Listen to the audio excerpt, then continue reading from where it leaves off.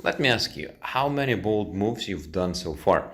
If you want not just incremental progress, but tremendous progress, meaningful progress, you need to make bold moves.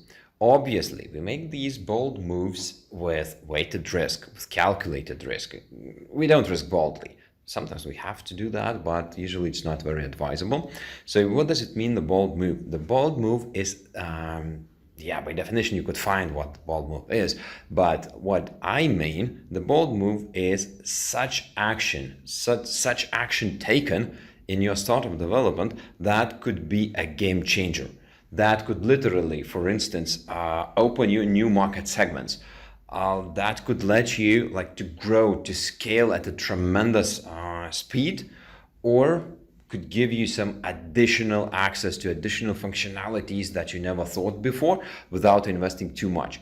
Bold move means you could get tremendous value in most likely short period of time with as low resources as possible. Sometimes you have to invest resources up front. It might cost you a lot, and it still could be a bold move. So think about, bold move is a game changer. So go and do that, and if you succeed, nothing else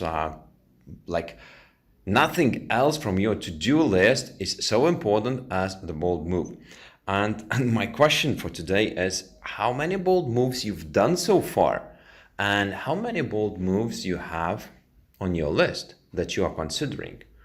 Well, if you haven't done any bold moves, if you play just a safe game, it's not just as boring a game, you can enjoy playing safe game. But if you want to build really successful startup with a huge success, playing safe usually don't bring you there.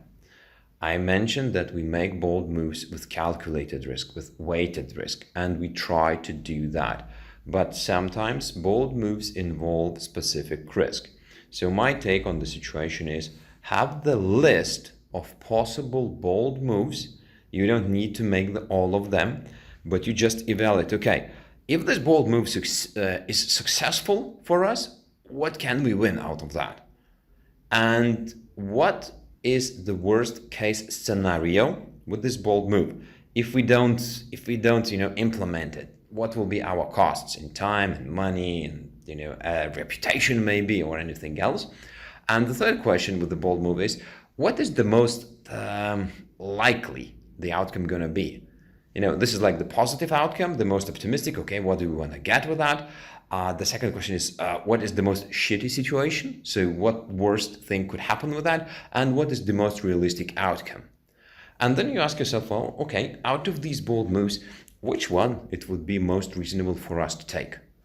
If you don't take any bold moves, it doesn't necessarily mean that you won't have the progress. Maybe the list of bold moves is not so attractive.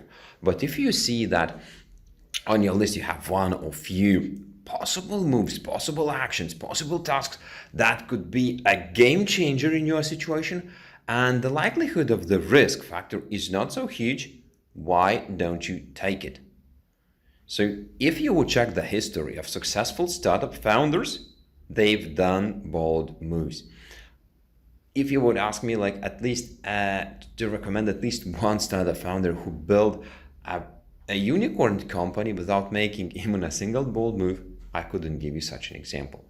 So how many bold moves you've done so far, and how many bold moves you have on your waiting list, or at least on your consideration list?